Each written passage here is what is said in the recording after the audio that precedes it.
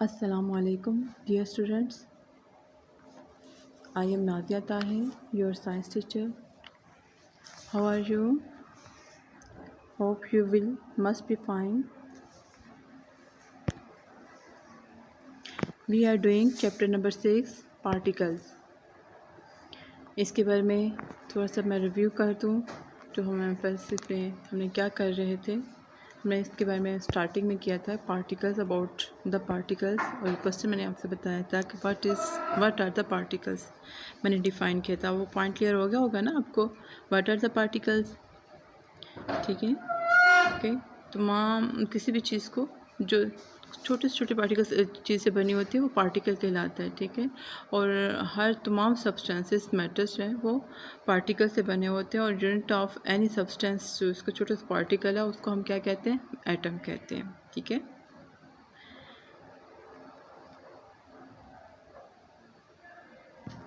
और फिर हमने ये भी किया था matter the substances around us can exist 3 forms. कौन कौन सी फॉर्म्स हमने की थी, solid, liquid and gas. Matter क्या होता है, विच ऑक्यूपाइज द स्पेस। इसके बारे में हमने किया था कि what is the matter, matter which occupies the space. और कौन कौन से मैटर्स हमने किए थे, हमने उसकी जो 3 स्टेट्स की थी, सॉलिड, लिक्विड एंड गैस। और तमाम मैटर्स किससे बने होते हैं, एटम से बने होते हैं। ठीक है, और मैटर की जो फिज़िकल प्रॉपर्टीज़ की बेस पे हमने उनको 3 स्टेट्स में कन्वर्ट किया था, डिवाइड किया था, सॉलिड, लिक्विड एंड गैस। और ये प्रॉपर्टीज़ किस तरह से हम डिस्क्राइब करते हैं, यानी उनकी जो स्टेट्स हैं वो डिस्क्राइब कैसे करते हैं। The force of attraction of particles, यानी उनके पार्टिकल के दरमियान जितनी फोर्स ऑफ अट्रैक्शन होती है, जो उनकी जिस लिहाज से वो अरेंज होते हैं उसके मुताबिक उनकी स्टेट्स होती हैं। जैसे सॉलिड में क्या होता है, पार्टिकल्स बहुत टाइटली पैक्ड होते हैं, उनके अंदर फोर्स ऑफ अट्रैक्शन बहुत ज़्यादा होती है। ठीक है, और उसके बनिस्बत लिक्विड में क्या होता है, लिक्विड में पार्टिकल्स थोड़े से एक दूसरे डिस्टेंस में होते हैं, लेकिन फोर्स ऑफ अट्रैक्शन उनमें थोड़ी कम होती है। ठीक है, इस वजह से वो इजीली पार्टिकल मैटर क्या होता है, फ्लो कर सकता है। तो उस मैटर को हम क्या कहते हैं, मैटर की वो स्टेट क्या कहलाती है, लिक्विड कहलाती है। ठीक है, और जो थर्ड स्टेट थी जिसमें पार्टिकल्स बहुत एक दूसरे से डिस्टेंस में मौजूद होते हैं, ठीक है, उसको हम क्या कहते हैं, गैस। उन गैस के पार्टिकल्स के दरमियान फोर्स ऑफ अट्रैक्शन बहुत कम होती है, और तमाम मैटर्स के तमाम जो स्टेट्स होती हैं उसमें पार्टिकल्स क्या करते हैं, मूव करते रहते हैं। ठीक है, वाइब्रेट करते रहते हैं। जब उसको एनर्जी मिलती है, यानी अगर जब हम टेम्परेचर इंक्रीज़ करते हैं उस मैटर का, उस स्टेट ऑफ मैटर का, तो वो एक स्टेट से दूसरे स्टेट में ट्रांसफ़र हो जाते हैं, चेंज हो जाते हैं। ठीक है, ये जो हमने ये पिछली पिछले लेक्चर्स में किया था।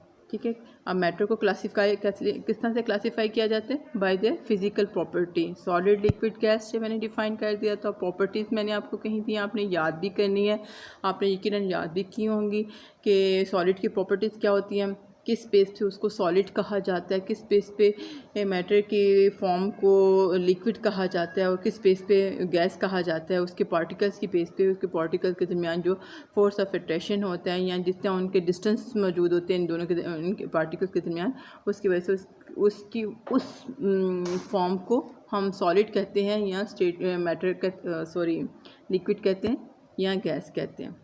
फिर हमने change of state of matter भी किया था कि हम जैसे टेम्परेचर को इंक्रीज़ करते हैं या डिक्रीज़ करते हैं, तो मैटर की जो फॉर्म है वो चेंज हो जाती है उस स्टेट ऑफ मैटर की।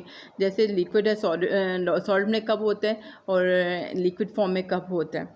जब हम किसी भी सॉलिड का टेम्परेचर इंक्रीज़ करते हैं, यानी उसको जैसे अब आइस है उसको फ्रीज़र से हम बाहर की तरफ निकालते हैं, तो क्या होता है, आप धूप में रखेंगे तो उसका टेम्परेचर इंक्रीज़ हो जाएगा इन्वायरमेंट का। जैसे टेम्परेचर इन्वायरमेंट का इंक्रीज़ होगा, तो जो सॉलिड के पार्टिकल्स होंगे वो जो अपनी जगह पे मूव जस्ट कर रहे होते हैं, वो थोड़ा ज़्यादा तेज़ी से मूव करेंगे, और ज़्यादा तेज़ी से वो लिक्विड फॉर्म में कन्वर्ट हो जाएगा। ठीक है, आइस लिक्विड में यानी वाटर में चेंज हो जाएगा।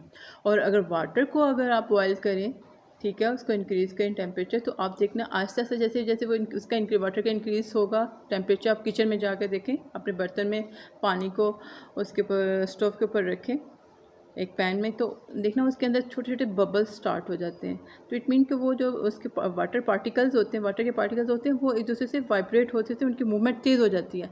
जिस तरह जैसे उनकी मूवमेंट तेज़ होती है, फास्टर होती जाती है, तो वो बबल्स इंक्रीज़ होने लग जाते हैं। उनकी बबल्स की फॉर्म ऑफ बबल्स हवा वाटर से निकल कर वाटर वेपर्स की फॉर्म में एयर में शामिल होते जाते हैं। ठीक है, तो यानी कि जैसे ही टेम्परेचर वाटर का इंक्रीज़ करते हैं, उसको बॉयल करते हैं, तो वो गैस की फॉर्म में चेंज हो जाता है।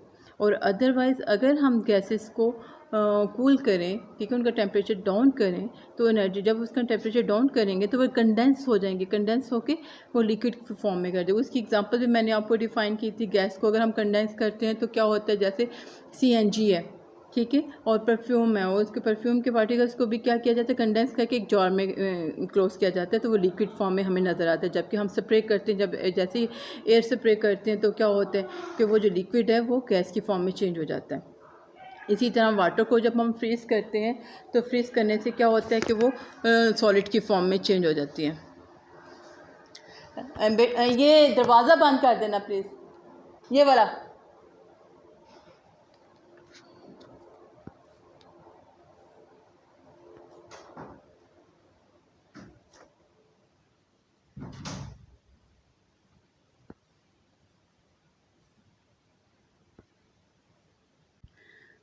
तो ये हम नेक्स्ट जो टॉपिक आज हम स्टार्ट करेंगे वो हमारा है डिड यू नो के बारे में। डिड यू नो है, डिड यू नो में अब बुक में जितने चैप्टर में डिड यू नो है वो आपने तमाम करने हैं। सिलेबस में तो हमें जस्ट चंद पेजेस दिए गए हैं, या टेस्ट योर सेल्फ के कुछ क्वेश्चंस हैं वो हमने हमारे सिलेबस में इंक्लूड है। बट डिड यू नो जितनी भी हमारे पास यूनिट में जितने डिड यू नो होते हैं वो आपने सब के सब करने होते हैं। ठीक है, तो जो फर्स्ट डिड यू नो है उसमें हमारे पास पॉइंट्स इतना डिफाइन किया कि अगर मैंने पहले भी डिफाइन किया था कि तमाम सब्सटेंसेस, तमाम मैटर के छोटे छोटे पार्टिकल्स से बने होते हैं, जिसका यूनिट मैटर को हम क्या कहते हैं, एटम कहते हैं।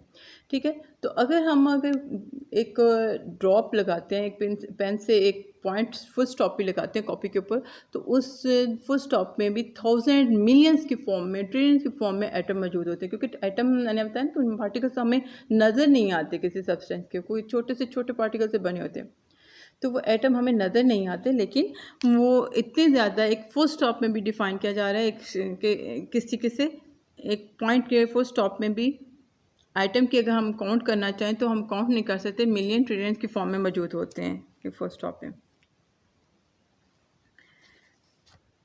से। अब जस्ट इसकी एग्जांपल इस तरह से ले सकते हैं कि अगर दुनिया में आप देखें, अपने वर्ल्ड लेवल में अपने इर्द गिर्द देखें, तो जितनी भी लिविंग थिंग और नॉन लिविंग थिंग्स हैं, तो जितनी लिविंग थिंग्स हैं ना, लिविंग थिंग्स किससे बनी होती हैं, सेल्स। उनका यूनिट सेल हम कहें ना, सबसे छोटा जो पार्टिकल होता है लिविंग थिंग्स का, वो क्या कहलाता है, सेल कहलाता है।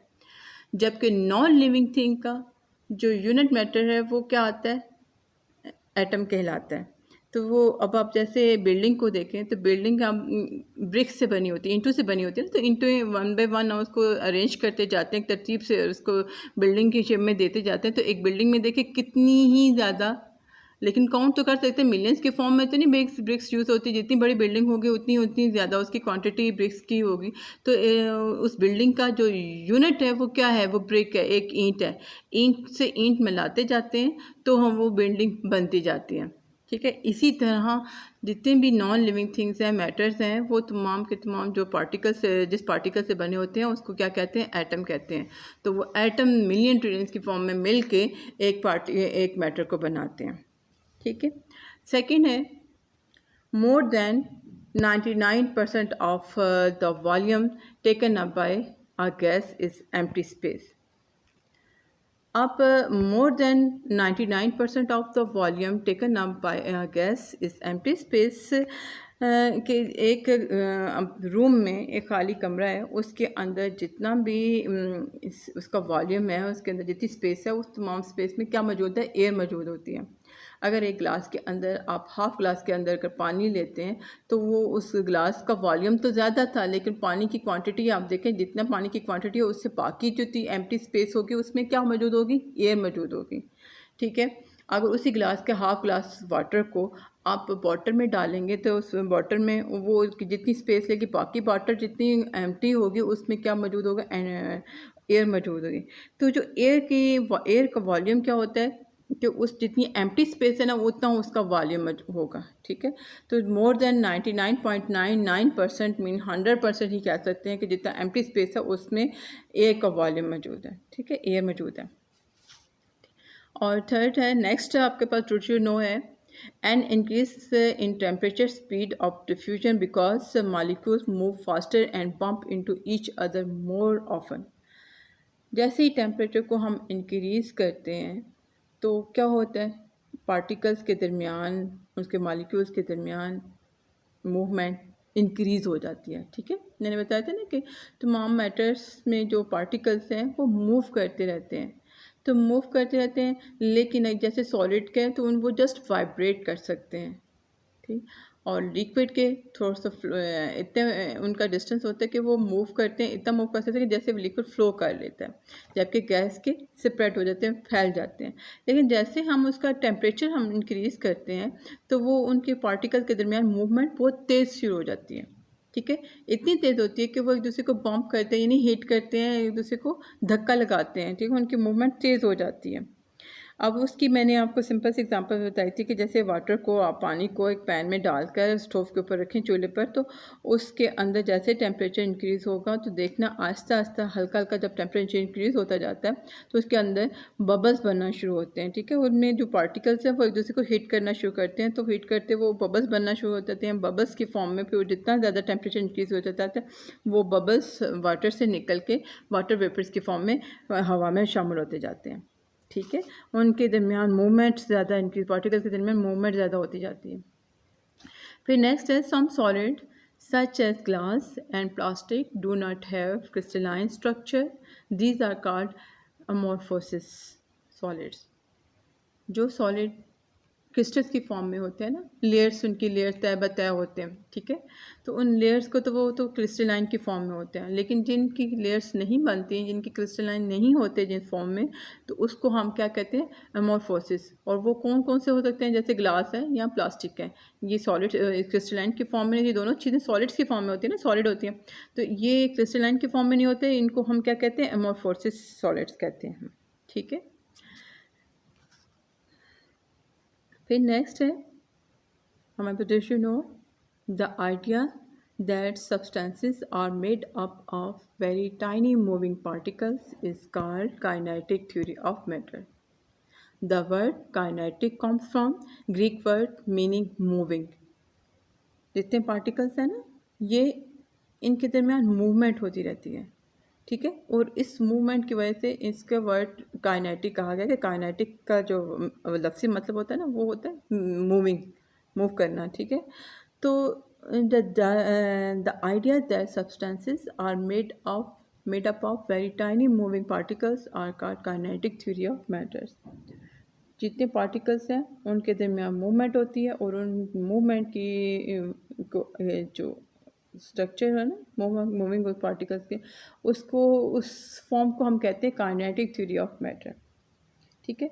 और उनकी मूवमेंट की वजह से ही उनकी जो स्टेट है वो चेंज हो जाती है। जैसे उनको एनर्जी मिलती है, यानी उनको टेम्परेचर मिलता है, टेम्परेचर से टेम्परेचर इंक्रीज़ करते हैं या डिक्रीज़ करते हैं तो उनकी स्टेट चेंज हो जाती है, उनकी मूवमेंट की वजह से ही, ठीक है। जितना ज़्यादा तेज़ी से वो मूव करते हैं तो एक फॉर्म से दूसरी फॉर्म में वो चेंज हो जाते हैं। और इस स्टेट ऑफ ट्रांसफ़र को क्या कहते हैं, जो इसकी ट्रांसफ़र होने की कंडीशन को, किस वजह से वो ट्रांसफ़र हो रहे होते हैं एक स्टेट से दूसरी स्टेट में, उनकी काइनेटिक एनर्जी की वजह से, काइनेटिक मूवमेंट की वजह से। उनके अंदर मूविंग पार्टिकल्स होते हैं, पार्टिकल्स में मूवमेंट हो रही होती है, जैसे उनकी एनर्जी मिलती है, हीट मिलती है, तो वो एनर्जी यानी वो ज़्यादा तेज़ी से मूव करने लगते हैं। वो काइनेटिक मूवमेंट की वजह से particle, kinetic movement of particle की वजह से उनकी स्टेट ऑफ मैटर चेंज हो जाती है। जैसा है कि आप देखो, आप कोक की बॉटल है, अगर आपके पास एक कोक की बॉटल लें तो उसको आप जब शेक करेंगे, तो जैसे ही शेक करेंगे देखना उन पार्टिकल्स के दरमियान, वाटर के अंदर जो पार्टिकल्स हैं, ठीक है, वो बहुत तेज़ी से मूव करने लग जाते हैं। जितनी तेज़ी से आप उसको शेक करेंगे उतना तेज़ी से वो एक दूसरे को बम्प कर रहे होंगे, उनको मूव करने लग जाएंगे, और जितना तेज़ी से मूव कर रहे होते हैं वो काइनेटिक थ्योरी की वजह से होते हैं, काइनेटिक एनर्जी की वजह से होती है, तेज़ी से मूव कर रहे होते हैं। जैसे ही आप उसका टैप ओपन करेंगे, उसका ढक्कन खोलेंगे कोक की बॉटल का, तो क्या होगा, वो तेज़ी से फास्टली कोक उस बॉटल से निकलेगी। तो क्यों फास्टली निकली है, कि उनके पार्टिकल्स के दरमियान मूवमेंट बहुत तेज़ी से हो रही थी। ठीक है, आप इसका एक और भी आप ले सकते हैं। आपके घर के अंदर मुख्तलिफ, जब घर से एक रूम से दूसरे रूम के अंदर हमें आवाज़ नहीं आती है बिकॉज ऑफ एयर, ठीक है, एयर की वजह से मूविंग पार्टिकल्स के दरमियान मूवमेंट थोड़ी कम हो जाती है, ठीक है, उन फोर्स ऑफ अट्रैक्शन कम हो जाती है, तो वो फिर हमें आवाज़ सुनाई नहीं देती है। लेकिन अगर आप दीवार के साथ अपने कान को लगाएं तो जो दूसरी तरफ की कोई आवाज़ आ रही है, कोई मशीन की आवाज़ है, तो वो ज़्यादा क्लियर हमें सुनाई देने लगती है।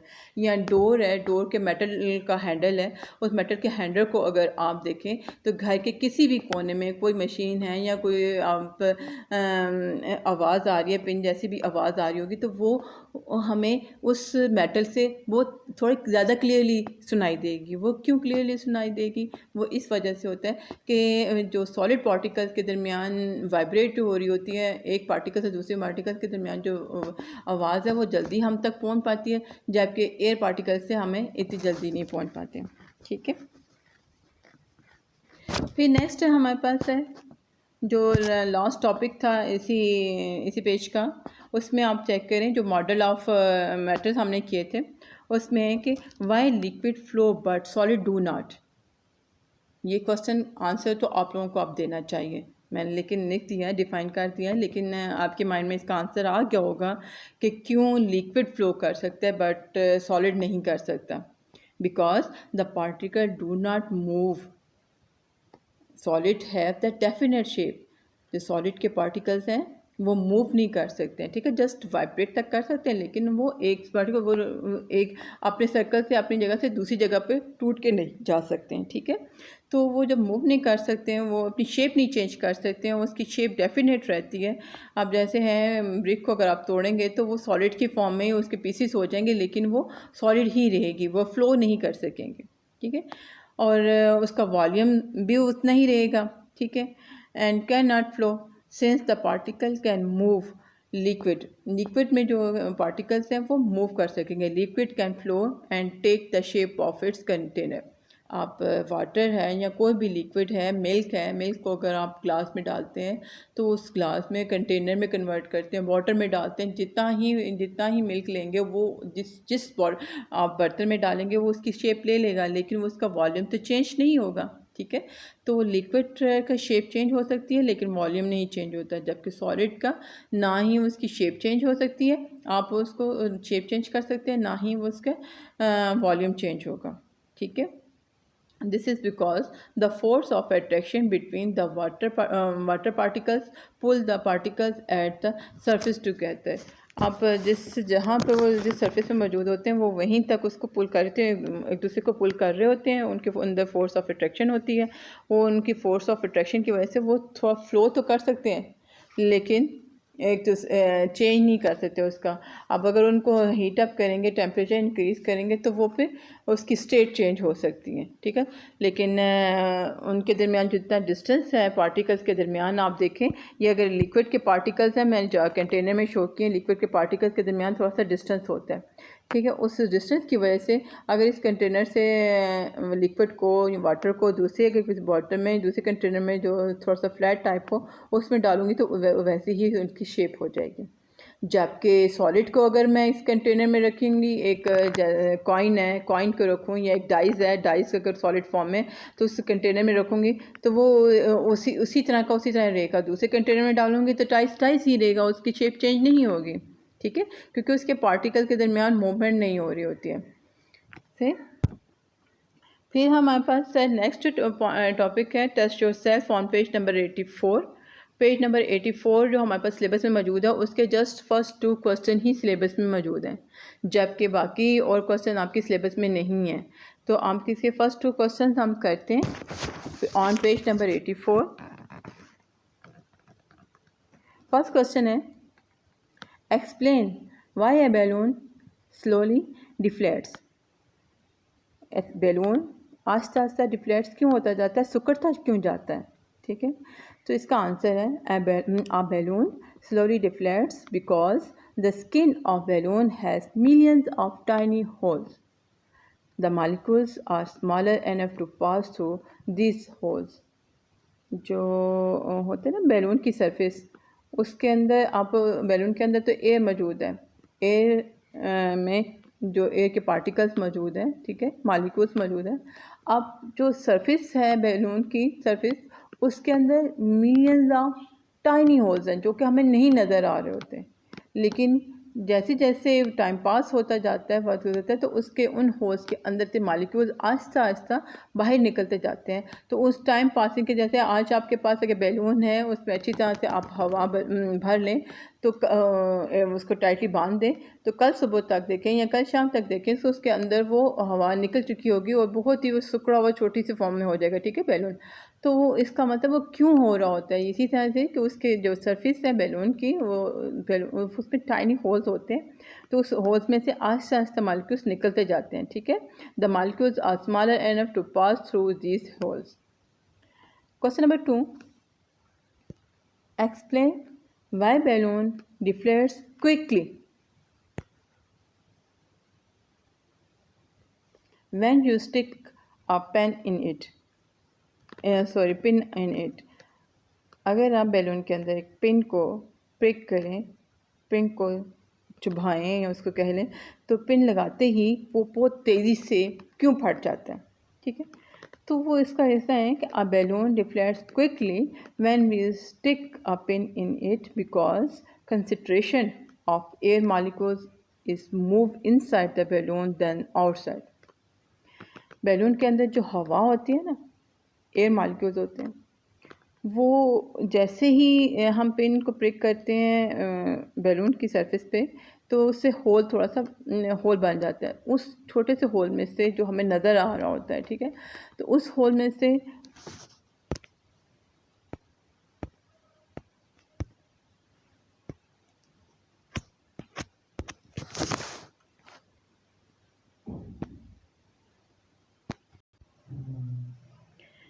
ठीक, ये मैं बता रही थी कि बैलून के अंदर जब हम पिन को प्रिक करते हैं, तो जो बैलून के अंदर एयर मॉलिक्यूल्स हैं, उस पिन के उस होल से बहुत तेज़ी से, जैसे कि पहले मैंने बताया ना कि उसकी सरफेस जो टाइनी होल्स होते हैं, मिलियंस ऑफ टाइनी होल्स होते हैं, उसमें से वो स्लोली निकल रहे होते हैं। तो लेकिन जैसे ही उसके अंदर पिन जितना आप एक होल देते हैं, जिसमें पिन का बताया था ना कि पिन ड्रॉप अगर हम देते हैं कॉपी पे, तो उसके अंदर मिलियंस ऑफ आइटम मौजूद होते हैं एक फुल स्टॉप के अंदर। तो फुल स्टॉप जितना अगर हम एक पिन के ज़रिए बैलून के अंदर होल करें, फुल स्टॉप जितना, ठीक है, तो वो क्या होगा, उस फुल स्टॉप में से बहुत तेज़ी से मॉलिक्यूल्स बाहर निकलेंगे और हिट करते हुए, एक मॉलिक्यूल दूसरे मॉलिक्यूल को हिट करता है, दूसरा मॉलिक्यूल तीसरे मॉलिक्यूल को हिट करते हुए बाहर तेज़ी से निकलेंगे, तो वो एक साउंड पैदा होगी, ठीक है। उतना तेज़ी से वो हार्शली जब बाहर की तरफ निकलते हैं, तो वो जब जो साउंड पैदा होगी, उसकी वजह से उस साउंड से हमें वो फील होगा कि बैलून बहुत तेज़ी से ब्लास्ट हो रहा है। So the air molecules rush out with the great force, hence balloon deflates quickly, ठीक है। तो यहाँ तक आपको क्लियर हो गया। ये हमारा था did you know test yourself on page number 84। ये सिलेबस में जस्ट इसके 2 ही क्वेश्चंस आपको इंक्लूड थे सिलेबस में, आपने ये दोनों क्वेश्चन करने थे। आज का जो होम टास्क है, आपने ये टेस्ट योरसेल्फ, ये दोनों क्वेश्चन अपनी कॉपी पे करके मुझे सेंड करना है, ठीक है। और जहाँ से कोई चीज़ क्लियर नहीं हुई, आप मुझसे क्वेश्चन कर सकते हैं।